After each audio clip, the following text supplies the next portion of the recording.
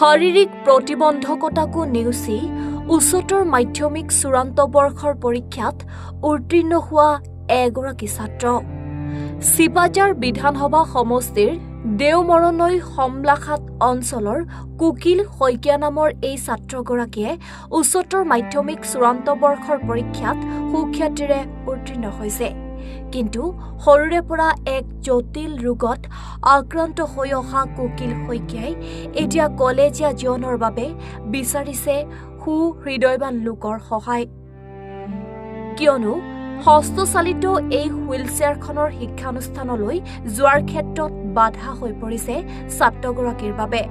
সেয়েহে এখন উন্নত মানৰ হুইলচেয়াৰ লাভ কৰিলে মহাবিদ্যালয়লৈ অহা যোৱাৰ ক্ষেত্ৰত সুবিধা হ'ব, যাৰ বাবে ৰাইজৰ সহায় বিচাৰিছে এই দুখীয়া ছাত্ৰগৰাকীৰ পৰিয়ালে।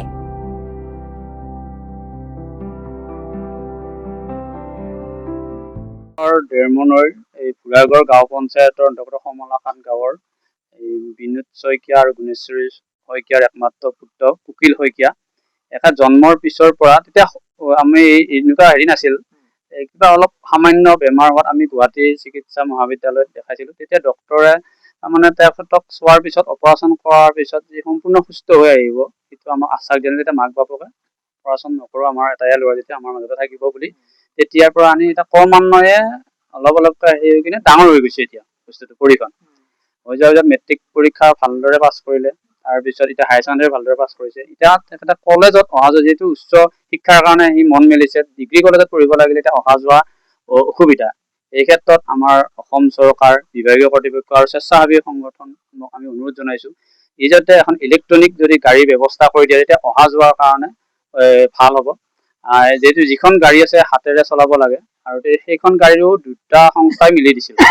আমি যেতিয়া অনুৰোধ কৰিছিলো আমাৰ দৰঙৰ তেখেতসকলে আগবঢ়াইছিল, এতিয়া গাড়ী দুখনো বেয়া হৈছে।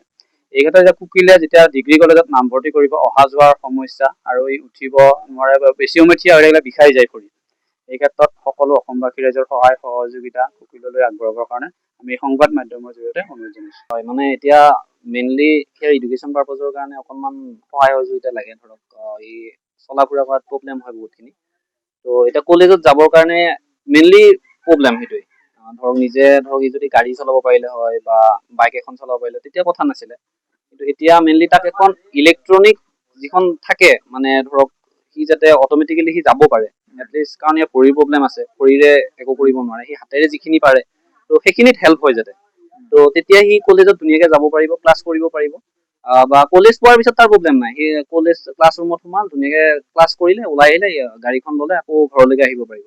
কিন্তু সদায় মানুহক মানে বিচাৰিলে নাপায়, কাৰণ এতিয়ালৈকে সি ধৰক লগ বন্ধু হওক, কোনোবা দদায়েক হওক, কোনোবাই হেল্প কৰিছিলে তাক, কিন্তু এতিয়া মানে সদায়তো সি কৈ থাকিব অলপ টান পাব। এতিয়া ডাঙৰ হৈছে যথেষ্টখিনি, তো সেইটো ক্ষেত্ৰত যদি অলপ হেল্প হয়, আমি বিচাৰো তাৰ সেইটো হেল্প হোৱাটো যাতায়াতৰ কাৰণে। মেইনলি মাক দেউতাক দিন হাজিৰা কৰে, তেনেকে চলি আছে বৰ্তমান।